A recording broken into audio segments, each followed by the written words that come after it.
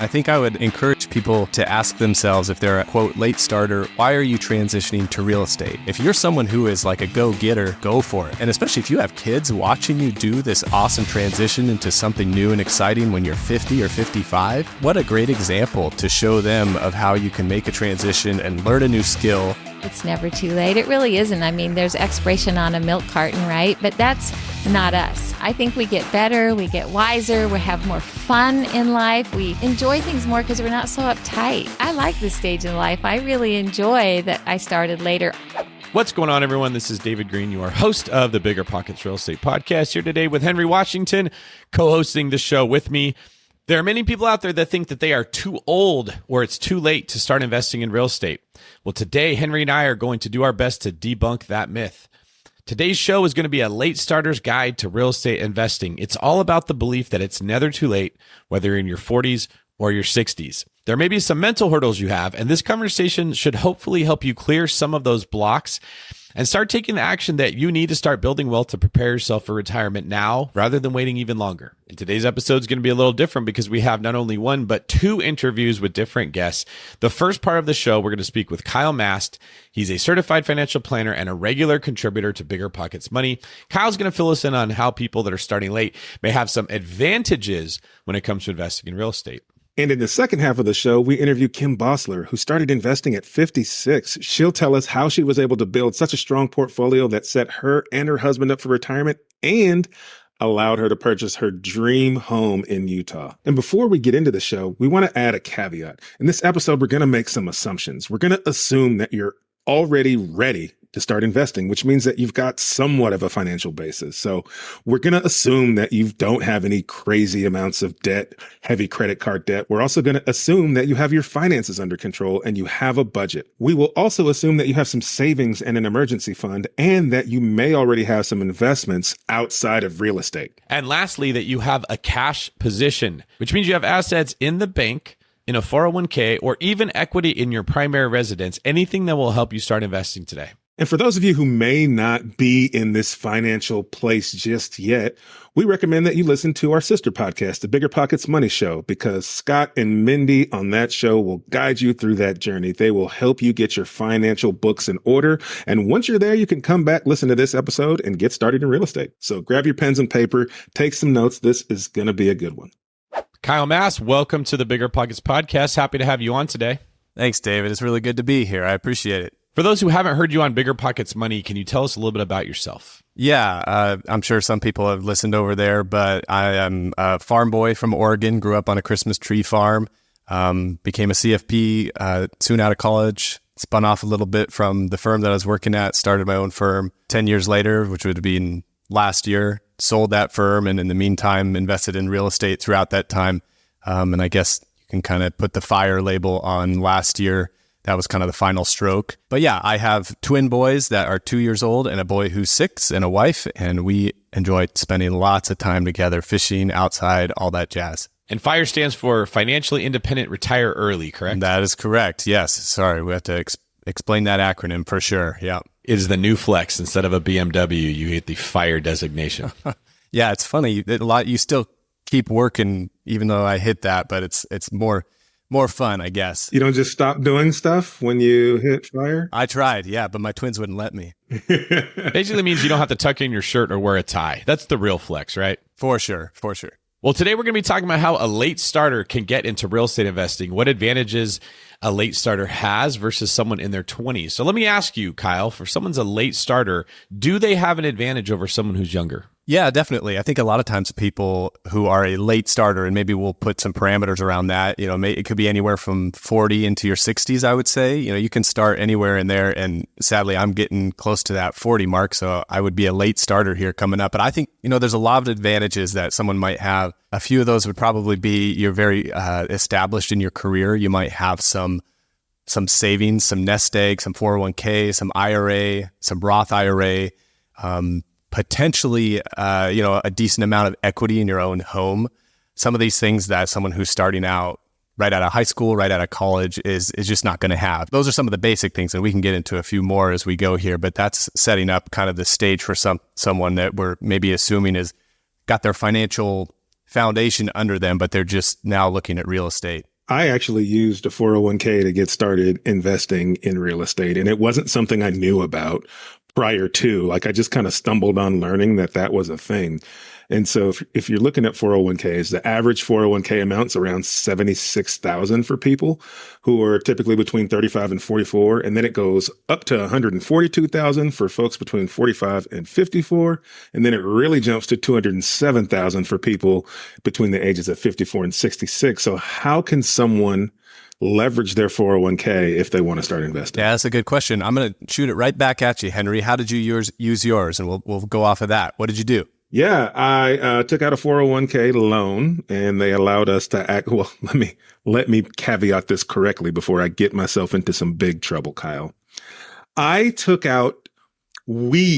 wife and I took out a 401k loan on her 401k because I wasn't financially savvy enough at the time to have one. And so she allowed us to tap into her 401k for our first deal. So we did a 401k loan.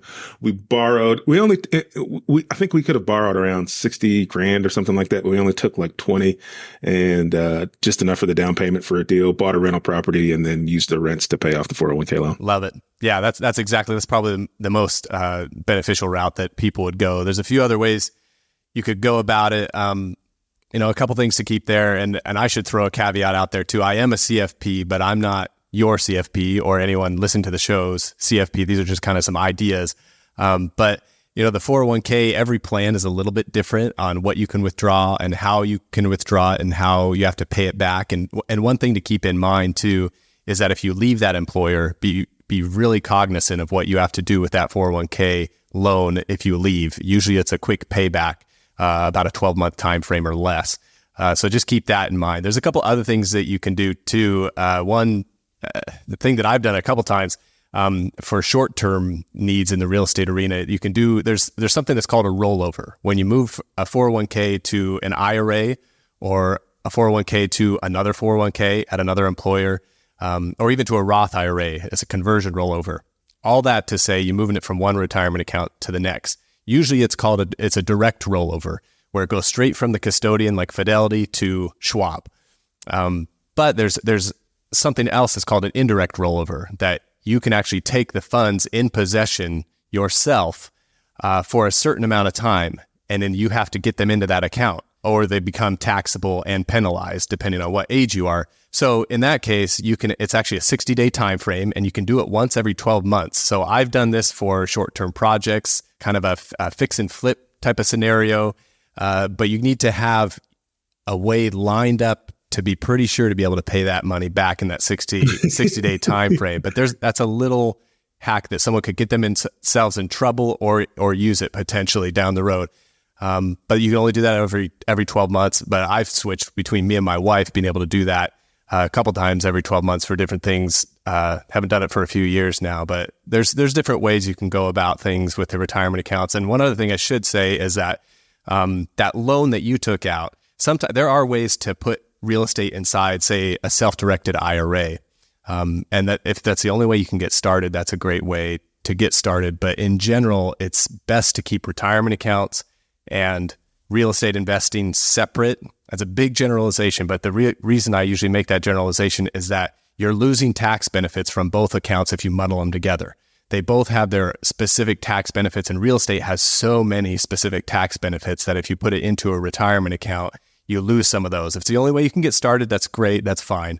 But something to keep in mind when you are thinking about going that route. So for someone who's a little older that isn't thrilled about the idea of house hacking, maybe they're not willing to compromise on comfort, they're used to the place they've been living. It's kind of like their life is set up. A lot of them may have, boat storage at that point or a workshop, and they're not willing to move from one house to another.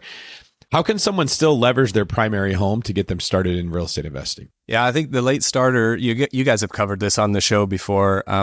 One of the biggest things is going to be your home equity in your primary residence. If you're doing a good job of saving and you're paying down, and say you're 10 years into a loan on your primary residence, and maybe it's your second or third house that you've rolled equity into over the years, a home equity line of credit is a really good way to at least prepare for real estate investing. I would say that's one of the first places that I would go and one of the easiest places that I would go. And, sometimes people worry about taking out a home equity line of credit and they think, I'm gonna have this big loan that I have to pay extra interest on, and it's risky to have more debt on my house. Well, it's not. You're not adding risk until you draw on that line of credit. It's a line of credit, and that's sometimes people maybe get that confused. But it's just another plan B, C, or D in your arsenal of another financial well that you can go to if something bad happens or if you want to invest. What you do down the road to create a permanent financing for your real estate might look differently than the HELOC, the home equity line of credit in the short term. But that's a great route. Go to your local credit union. If you've got a lot of equity, go put a HELOC on your house right away. As big as you can, just so you have it. You don't have to use it. They usually cost $75 to $100 a year for their maintenance fee, and that's it. A couple things to keep in mind. They usually have a variable interest rate on the stuff that you draw out of it. But again, if you're not using it initially, just have it there ready to go when that house across the road from you goes up for sale and it's the lady that passed away and it's a smoking deal. It's worth a lot more, that you can pounce on it with a cash offer and then turn it into something. Just have that dry powder in that HELOC. It's a great way to be ready. Yeah, I was going to follow up there. I think you touched on a little bit of what I was going to say, is that there is a lot of fear around HELOCs. And I think you did a great job of explaining, what we're saying is you can go get access to the money now, right? And yes, there may be a variable interest rate, but you don't pay for any of it until you use it. And yes, some can have variable rates. I've had fixed rates on my HELOCs at times. And so you can get access, and it's just a way of it's like having a credit card almost, right? You're not paying anything for having the credit card, but if you need the money, it's there. Yeah, definitely. Some of them have a conversion feature that you take it out and you can convert it to a fixed loan at some point. That's something to keep in mind when you're signing the initial HELOC. They usually have certain different, so that might have been what you did. There's different features that come, and every bank is different. That's a very unique product to different ones. So it's definitely something to throw in there in the mix of things if you're getting ready to go. I often see that there's kind of two camps when it comes to HELOCs, right? Because people are right. They're like, oh, don't take on extra debt in your personal home. That's a crazy idea. And some people love it as a means to get started. So what are some of the risks in the current market environment you see as to using a HELOC to get started? That's a good question. I don't know if, in the current market, if the risks are a whole lot different than they would be in just about any market. The one that jumps out to me right away, and David, you'd be on this too with a mortgage company, is just rates being higher and it being harder to permanent financing on something. If you use that HELOC for something and you're not able to find good permanent financing to put on that investment afterwards, you now have variable rate debt on your primary residence, where if you lose your job and you're not able to make payments on your primary mortgage or your HELOC or both, that gets you into the foreclosure territory. And I just went down a rabbit hole of fear right there. So I'm gonna back up just a little bit, because even if I'll maybe take myself as an example. So last year I sold my firm.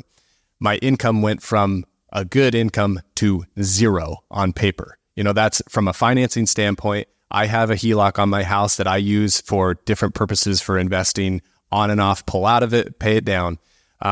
The HELOC stays there. The bank doesn't come and say, hey, you're not working, your income changed, we're calling your HELOC. We're calling your first mortgage on your property.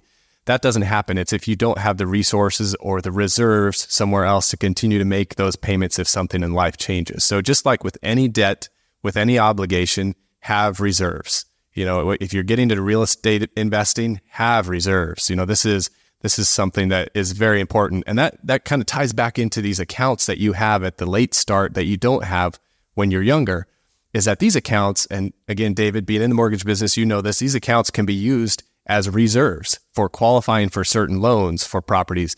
And they can be accessed if you get into trouble, like a 401k or an IRA. If you need to pull some money out of that to help push a property through a bad period of time, you can do it. It's going to hurt a little bit. You pull $50,000 out. That's going to get added to your income for the year. So you'll pay tax on it. You're also going to pay another 10% penalty on top of that if you're under age 59 and a half. But if you're a late starter and you're over 59 and a half, you don't get that 10% penalty. So there's a few things to keep in mind there, but you having these big accounts that you've built up at a job or a few jobs over the years, is definitely an advantage over someone just starting out. So what about if somebody wants to add a little bit more income to their primary residence? We've talked about HELOCs. We've talked about 401ks. What's your thought on if they build or convert a part of their house into an ADU to add a little bit more rental income? Good idea, bad idea? I love it if they're going to love it. I think it depends on how passionate you are on this whole real estate journey. Are you going down the road as just like a little diversifier, or are you making a big switch to it being your main retirement income? Because at this point, people are thinking, as a late starter, you're thinking about retirement income. This is not like I'm 20 and I'm thinking of this is what I'm going to do for the next 30, 40 years because I enjoy it, or I want to be financially independent. When you're 45, 50 to 60, now you're thinking, I'm getting older. I might not be able to do the job that I'm doing now forever. I need to have some income. So all that to say, ADU on your property, short-term rental, these are great things, especially if you're a hospitality-minded person. And if you have a little business acumen, you got to run it like a business. You can't, Joanna Gaines, your Barnament, and make someone come and, have some people come stay there and you charge them $95 a night and book it 100 nights out of the year.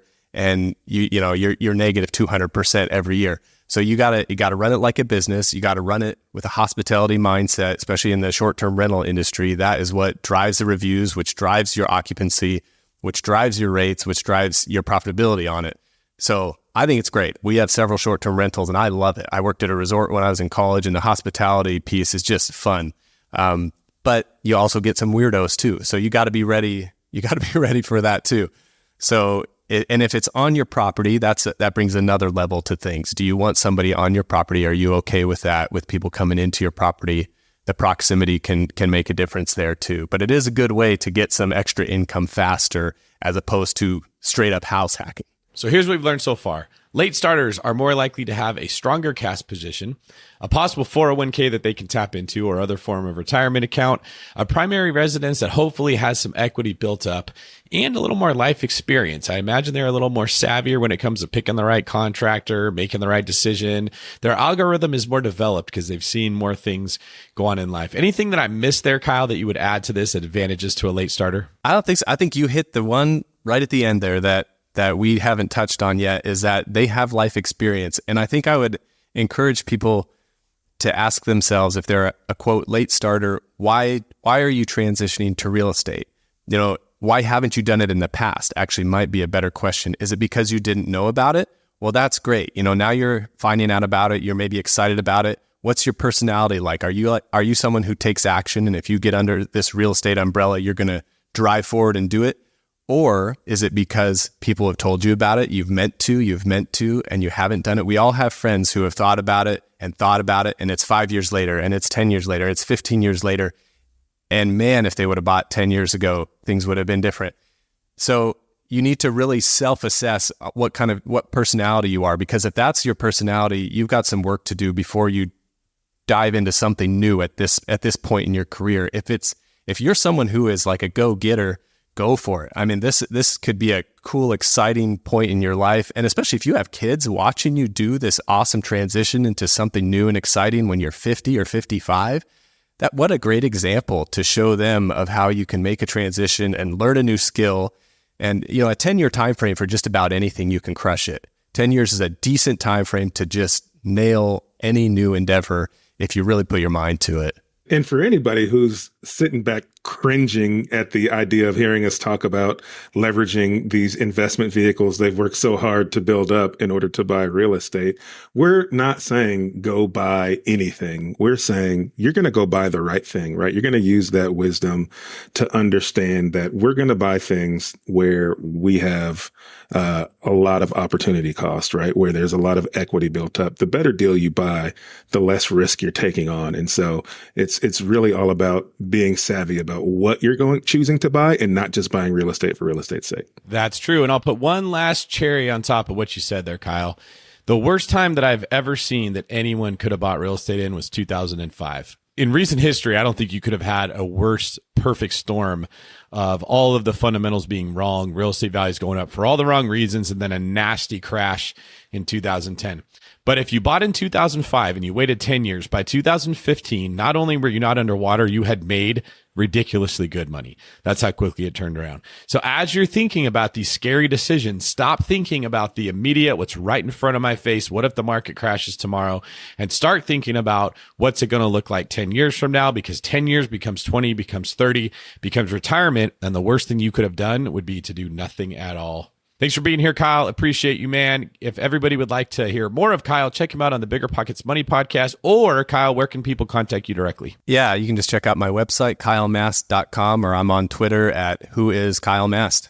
So far, we've already spoken to Kyle Mast about advantages a late starter may have when investing in real estate. We talked about 401ks and HELOCs, and as well as adding value to your property. And so now we're going to talk to Kim Bosler about her journey as a late starter. Kim Bosler, welcome to the show. Hi, I'm so thrilled to be here. Thanks so much, Henry. Give us a little background, Kim. At what age did you get started investing in real estate? I was 56 and I have 6 children and 20 grandchildren. So I put everything into being a mom. I absolutely loved being a mom and raising kids. And as they started to leave and no one was in California, I thought, wow, I'm going to be having to take a lot of plane flights. So one day I was on a plane and I ran into a really dear friend whose husband had just passed 6 months prior. And I was, kind of consoling with her. And she said, but one of the greatest gifts that Gordon ever gave to me was 5 homes. And I said, what do you mean? And she said, well, he bought 5 homes and now that's my play money. And so I'm able to go visit my grandkids whenever I want to. And I was like, ding, ding, ding. That's exactly what I want to do. So we had fiddled with real estate early on in our years when we were first married, and we didn't know what we were doing. So we bought a little old home that took a lot of maintenance, and we didn't have property managers. And every weekend, Bruce was fixing a dishwasher, and also we were in the red from day one. So we hated real estate. We were never going to do it again, especially my husband. He said, no, this is not for us. And so I was always thinking, but to me, it seems like the closest thing to printing money. If you buy a home and someone else is living in it and they're paying off your mortgage, how is that not like printing money? Really? I mean, I kept thinking about it. Like there's got to be a way, because I know that there's people that are successful in it, especially single family, it seemed like. So I was at the gym one day, and this is after all my kids had left. I think my son was a senior, but all 5 were married. And I was jogging along on the treadmill next to a dear friend that had invested quite a bit. He had several properties. And I said, how did you do it, Rusty? And we were talking, and he said, well, I think you should just hook up with, my wife loves Real Wealth Network with Kathy Fettke. So I didn't have a pen or paper, and I'm thinking the whole time as he's talking, Real Wealth Network, Kathy Fettke. So I go home and I looked at the podcast and I started going to events, and I just loved it. I thought there's so much information on here for beginners. This is fantastic. Maybe I can do this and I can get some homes and have some play money and great retirement. We don't have a pension. We have a 401k, but you never know how long you're going to live, right? I mean, how do we know? So I went home and I put on my vision board 6 homes because my friend had 5. So I thought, well, I better have 6. I don't know why. And I really laughed out loud. I thought there's no way Bruce is going to go for this. And I finally took him to an event, and it was a great event. It was North Texas. And the presenter was saying, about these homes, and we looked at them and the math just made sense. You don't have to really be a rocket scientist, right? They were $120,000 and they rented for $1,200, and that was at the time. So Bruce looked at me and he said, well, I think we should buy 6. And I was like, you're kidding. I was just so excited. I said, okay. And he said, but you're going to have to take it out of the HELOC because this is going to be your thing. And I want you to prove that you can pay this back out of the rents. So I said, okay, deal, done. And they were new construction, so there wasn't a lot of maintenance. And I know a lot of people in the audience are thinking, oh, that was the day. Okay, 120. You can't do that anymore. But I hope that everyone knows that there's always a way. There's still deals out there, and we can get to that later. It's never too late to invest in real estate. It isn't. So that was the start. And then from there, we went to 1031 exchanges after a while. Your home builds up in equity, and then you can do a 1031 exchange. You don't pay any capital gains, and it goes straight into a bigger property. So this week, I am not kidding. I am so excited. I found my dream home. And I was able to sell 5 properties, and I also bought a duplex with it in Texas, and was able to buy my dream home. It's beautiful, beautiful views right near my mom, family. I'm just absolutely thrilled. Now, you can't take 1031 money and put it towards a personal home, correct? So we will rent it out for 2 years. And then, or as long as we want, and then eventually move in, and then it becomes our personal property. So I'm just over the moon, to be honest. Absolutely thrilled. Now, when you first started investing in real estate, Kim, did you have any fears or hurdles that you had to get over? And what did you do to get over those? Well, there's always fear in everything you do, right? That's big and exciting, and you're learning. And so, I think part of it was just hanging out with people that were experienced and did it. I think it's really important to get a great team that you can trust. That's the most important thing. You've got to get a great lender. You've got to get a great property manager, turnkey provider, unless you want to find them on your own. And a lot of people do. But when you're really busy with other jobs, you know, maybe a good turnkey provider, maybe a build to rent, or, you know, somebody like Lori Woodworth in Texas who just works her buns off at Hello Texas to just find these properties that actually builders will lend you. She finds builders that will lend at 4.75. She finds properties that are assumable loans, things like that are still available today.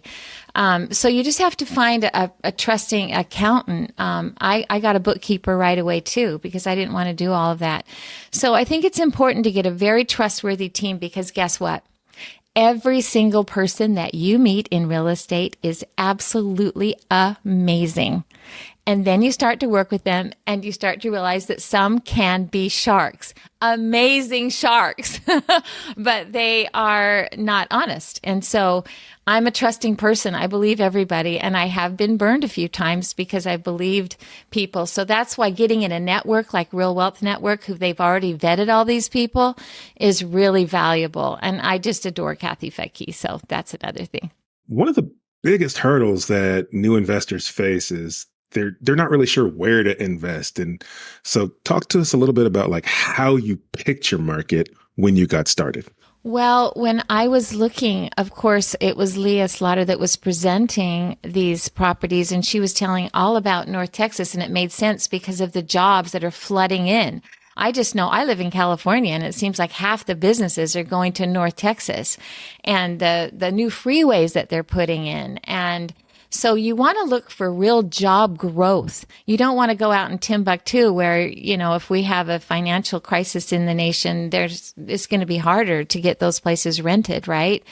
An interesting thing that I've noticed is as things tighten up, the squeeze and the interest rates get higher, you're also getting more renters because more people can't seem to afford homes in the beginning. So it's always good to have, I think, real estate. It just is. But that's one of the things I look for is mainly job growth. I mean, where would you like to live? I like the Sunshine State, so I like to invest in Florida too. That's just a fantastic place. I was fortunate to do some 1031s into Florida before the pandemic, and all of those homes doubled in value, and they're just continuing to go up.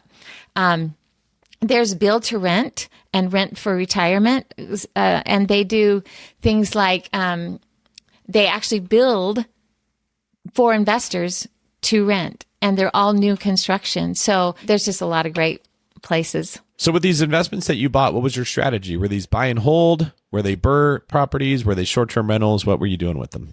You know what? That's such a great question, because all of those are such great possibilities. Some people feel very uncomfortable with leverage, and I was one of those. We were solid in let's just buy 10 homes and pay them off and be good. But at the time, I'm really glad that we did leverage, because we were able to buy twice the properties or more. And all of those properties it was good timing too, but they all just really went up a lot in value. And I love Florida. So that was a good move to do the 1031s. And so I think you just have to look at the market and the strategy and do what you feel best about. There's my friend that I was on the plane with. She had 5 to just buy and hold. He had those almost paid off. Some people are extremely against that because they think you should leverage as far out as possible and buy as many properties as possible. So it's all your comfort zone. It's all what you feel best about. And really there is probably no right or wrong. It really depends on you and what you're comfortable with. Okay, so just to clarify, it sounds like you were buying and then renting them out for a period of time, and then you would sell them in 1031. Is that correct? Right. We held them for about 5 years, and then we switched a few of them out right before the pandemic, which was a good timing. And then we took those properties, some of those that have gone up so much in equity, and were able to buy this dream home. I mean, honestly, I'm so happy about it. Every day I'm like, I can't believe this happened. And then I was able to do it because also now we're able to keep our primary home, the one I'm living in now. We didn't have to sell that one to move. And this home, we're trying to decide, should we just have 2 homes or should we maybe rent this one out? This one will rent for $4,000 a month because we live next to Travis Air Force Base and the military is constantly looking for housing. And so a lot of our friends, not a lot, a few, have moved out of their home into a trailer park. And they've fixed it up and it's cute, but then they get this extra income on the side on their primary home, which is really valuable to them. It's equal or greater than their Social Security check. So anyway, it's nice to be able to have that option. So when it comes to management, did you self-manage these or did you end up hiring a property manager to take care of them? Oh, heck no. I would never self-manage, or that would be really full time. I'm a real estate professional now, which I did want to mention is great. If you have your partner is working and you can become a real estate professional because you can put 17 hours or more a week, which is things like bookkeeping, it's looking at properties, it's podcasts, it's travel. It's a lot of things that can equal that 17 hours. So it's really easy to do 17 hours a week. It's very easy. So you want to be a real estate professional without having to self-manage. And I only self-manage one, and it's because I have perfect tenants. So give us an example now. How big is your portfolio today? Well, I started out just wanting 10 properties. And so now it's probably just double that. It's because we sold some. And I really, for my comfort level, that's good. I think, like there's some people that have 400 properties, not very many probably, but I do know some. And to me, that would be overwhelming. So it's just your own comfort level. And I think those will be pretty sufficient. What you should do is just decide how much do you want to live on? How much do you want to live on when both of you aren't working anymore? And then you just look at your rentals and say, is that going to be enough? And then you can stop there. You can keep going. It depends on how much you love it. I mean, some people just get really addicted to it and they're always trying to find deals and burrs and all kinds of things. And my brother, for example, he would never buy a new construction home. He likes to buy these total fixer-uppers and do it himself. So it's whatever you like. That's what's so great about real estate. It's what do you like to do? What do you want to do? Yeah. There's a lot of creativity that can work into it. And the people who have the blueprint lenses that they put on, these blueprint glasses, like, what's the blueprint, Henry? Tell me exactly what you buy. Or Kim, what did you buy? What did it look like? Was it 3 bedrooms or 4? I have to know. Was it 3 or 4? That miss out on all of the different ways that you can structure this to work based on your personality, your skill set, where you want to go, what you want your retirement to look like. So on that note, how many years did it take you to build a portfolio that you feel you could retire on? And what were your target properties that worked for you, Kim? Well, it just depends on your properties too. But I would say 10 years. And then, you just, like I said, you just take what you think it will take you to live on. We have 401ks and things like that. So and I would say do a mixture. Some people are 100% real estate or 100% stock market, but I would really advise to do both just in case. I like having hard assets in case the stock market crashes. And when the stock market is climbing, then I want to have livestock too. So I would just say have a balance, and then you never know about anything really. You just do your best, right? And hope that you can live your life in gratitude and joy for right now, because that's all we have is really right now. But you want to still prepare for the future. But it sounds like you wanted simple, right? You didn't want a big fixer-upper like your brother. You didn't want to run a construction zone. You wanted something that was sort of plug and play, like Monopoly. I want that little greenhouse, and I want to stick it on the board, and I want to start collecting rent. So you picked a market that you believed was going to grow over time, would have a solid tenant base.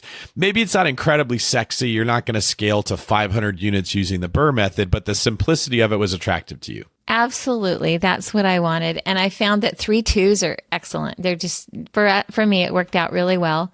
1 or 2 car garages, preferably people like 2.